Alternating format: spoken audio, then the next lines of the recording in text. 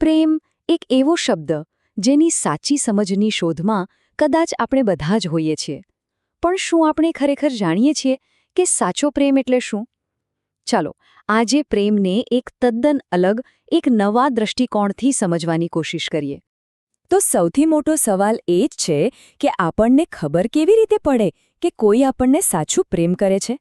એવી તો કઈ નિશાની છે જેનાથી જાણી શકાય કે સામેવાળી વ્યક્તિની ભાવનાઓ અસલી છે? આ એક એવો સવાલ છે જે આપણા બધાના મનમાં ક્યારેક ને ક્યારેક તો આવ્યો જ હશે. સામાન્ય રીતે આપણે શું માનીએ છીએ કે પ્રેમ શબ્દોથી વ્યક્ત થાય છે. પણ શું થાય જો પ્રેમ શબ્દો વિશે હોય જ નહીં? એક વિચાર એવો છે કે પ્રેમ એટલે જવાબદારીઓ નિભાવવી. આ બે અલગ અલગ દૃષ્ટિકોણ જ આપણી આજની ચર્ચાનો મુખ્ય આધાર છે. તો પ્રેમની આ નવી વ્યાખ્યા શું છે? ચાલો જરા ઊંડાણમાં જઈને સમજીએ કે પ્રેમ કેવી રીતે આપણા કામ અને આપણી ફરજો સાથે જોડાયેલો છે. જુઓ, આ દૃષ્ટિકોણ મુજબ પ્રેમ એ માત્ર એક લાગણી નથી, પણ એક ક્રિયા છે. એ પોતાની જાત માટે, પોતાના પરિવાર માટે અને આ સમાજ માટેની જે ફરજો છે ને, એને નિષ્ઠાથી પૂરી કરવી, બસ એનું જ બીજું નામ છે. મતલબ કે એ એક ભાવના કરતાં ક્યાંય વધારે એક કમિટમેન્ટ છે. આ આખા વિચારનો સારાંશ આ એક જ વાક્યમાં બહુ સુંદર રીતે આવી જાય છે. પોતાની જવાબદારીઓ પૂરી કરવી એ જ મૂળભૂત રીતે પ્રેમ કહેવાય છે. કેટલું સરળ છે, પણ કેટલું ગહન છે. તો આ જવાબદારીઓનો સિલસિલો શરૂ ક્યાંથી થાય છે? એ બીજે ક્યાંયથી નહીં, પણ આપણી પોતાની જાતથી જ શરૂ થાય છે. ચાલો જોઈએ કે સેલ્ફ લવ એટલે કે સ્વપ્રેમનો સાચો અર્થ શું છે. પોતાની જાતને પ્રેમ કરવો એટલે 3 મુખ્ય જવાબદારીઓ નિભાવવી. પહેલું, આપણા શરીરને સ્વસ્થ રાખવું. બીજું, કોઈકને કોઈક કૌશલ્ય વિકસાવીને આર્થિક રીતે સક્ષમ બનવું. અને ત્રીજું, ધ્યાન અને પ્રાર્થના દ્વારા આપણા મનને સ્વસ્થ અને શાંત રાખવું. આ 3 પાયા મજબૂત કરવા એ જ સાચો સ્વપ્રેમ છે. ઓકે, પોતાની જાત પછી જવાબદારીનું આ વર્તુળ થોડું મોટું થાય છે અને પરિવાર સુધી પહોંચે છે. ચાલો જોઈએ કે આ સિદ્ધાંત પારિવારિક સંબંધોમાં કેવી રીતે લાગુ પડે છે. તો પરિવારમાં પ્રેમ કામમાં કેવી રીતે દેખાય છે? બાળકો પ્રત્યેનો પ્રેમ એટલે એમને સારું શિક્ષણ, પોષણ અને સાચું માર્ગદર્શન આપવું. અને માતા-પિતા પ્રત્યે પ્રેમ એટલે શું? જ્યારે એમને જરૂર હોય ત્યારે એમની આર્થિક અને ભાવનાત્મક રીતે સંભાળ રાખવી. પિતા ફી ભરે અને માતા હોમવર્ક કરાવે, એ પ્રેમ છે. એ જ રીતે માતા-પિતાને જરૂર હોય ત્યારે એમની પડખે ઊભા રહેવું, એ પણ પ્રેમ જ છે. અને આ મુદ્દો ખરેખર બહુ મહત્વનો છે. ખાલી ફોન પર મને તમારી બહુ યાદ આવે છે કહી દેવાનો કોઈ મતલબ નથી જો જરૂર પડે ત્યારે એમની પાસે પહોંચી જ ન શકાય.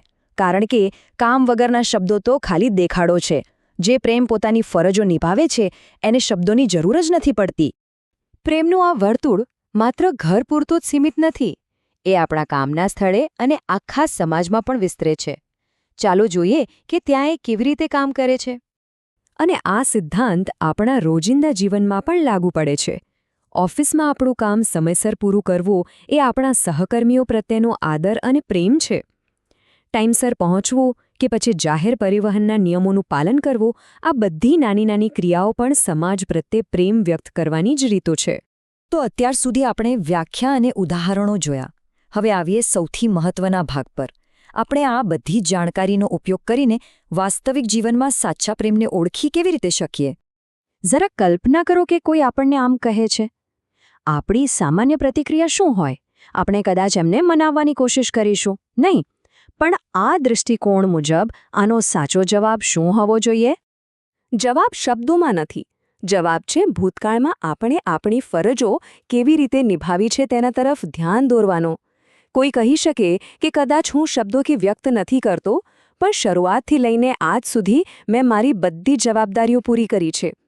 પ્રેમનો પુરાવો શબ્દો નથી હોતા, પણ વર્ષોથી કરેલા કામ હોય છે. અને જો કોઈ બીજા વ્યક્તિના પ્રેમની પરખ કરવી હોય તો એના માટે પણ એક અંતિમ કસોટી છે.